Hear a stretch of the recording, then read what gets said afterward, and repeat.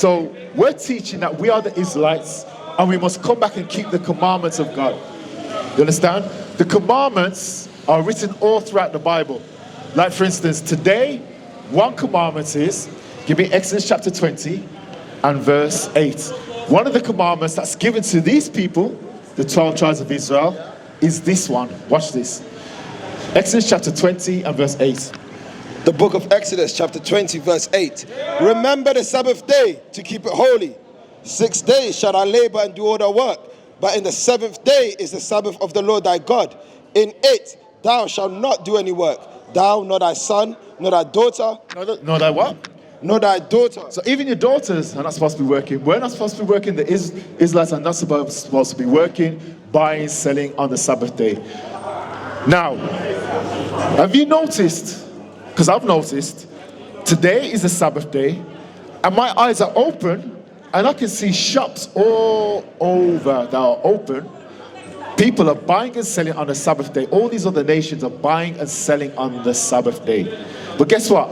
Nothing happens to them when they break the Sabbath day. What do you think happens to the Israelites when we break the Sabbath day?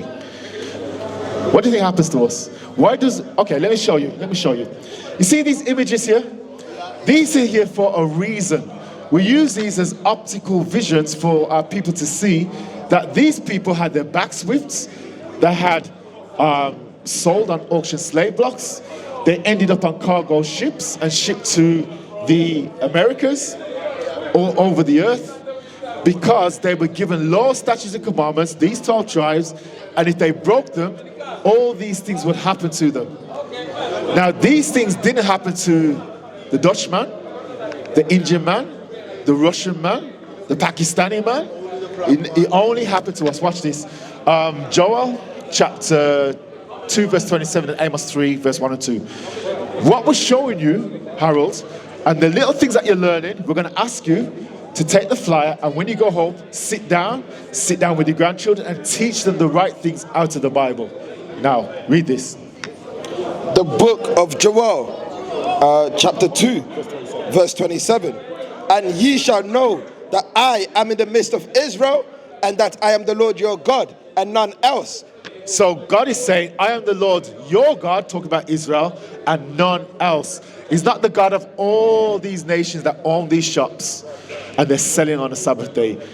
Now, Amos chapter 3, verse 1 and 2. I'm going over this very slowly so that at least I can sow a seed and you can see that this man on the streets is reading from the Bible. So when you go home, you can also pick up the Bible and follow along. Read this.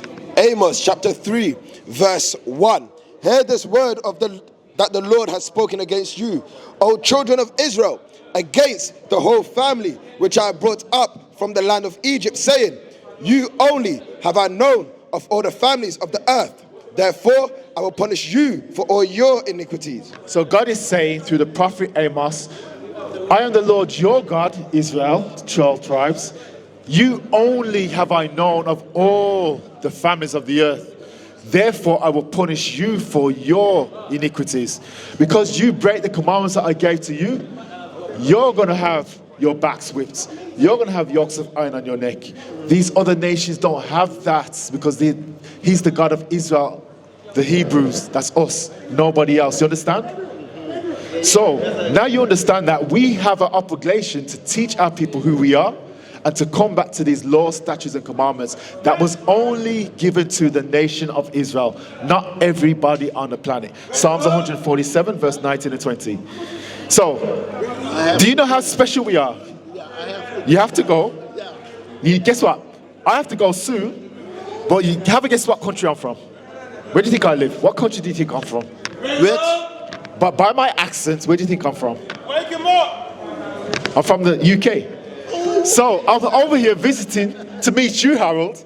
Right? I come over especially to meet you and other people to show you that, you know what, all over the earth where we're scattered, we are out here dispatched to wake up our people, to tell you one by one, listen, we got to fix our communities. Because all over the earth, we're at the low estate. Watch this, Psalms 147, verse 19. The book of Psalms 147, verse 19. He showeth his word unto Jacob, his statutes and his judgments unto Israel. So God is saying he shows his words unto Jacob, and Jacob's name was changed to Israel, his statutes, meaning sub-laws, and his judgments unto Israel.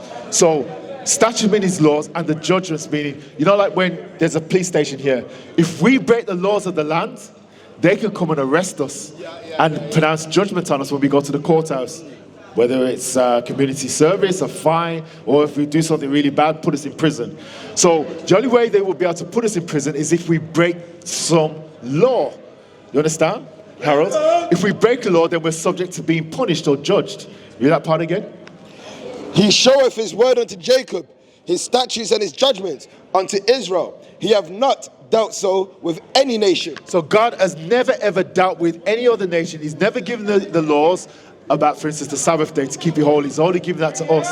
That's why when we break the laws, we have all this. The Dutch, right?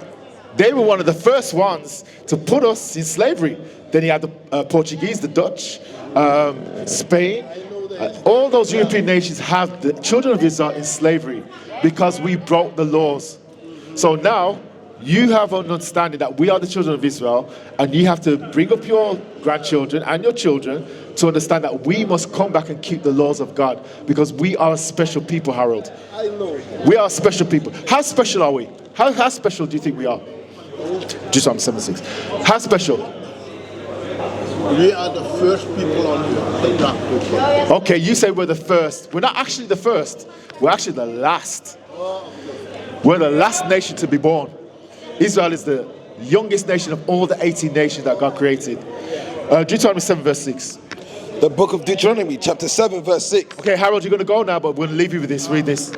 For thou art an holy people unto the Lord thy God. The Lord thy God has chosen thee to be a special people unto himself, above all people that are upon the face of the earth. So you, Harold, we as people who are dispersed in the diaspora, we are special people unto God. God said, above all people. That includes the Dutch. We're not equal to them. But at the moment, they're ruling over us because we keep breaking the laws. You understand? So when we understand that we now come back and keep the commandments, God will put us back in our rightful place. And that includes marriage. That includes instilling in us that we're not to waste the flower of our daughters and our granddaughters and so on and so forth. They must keep their virginity. So it's a precious thing. We must instill in our communities not to whore our daughters out. So Harold, you got the information. Make sure you don't lose that. When you go home, start teaching your children the right way.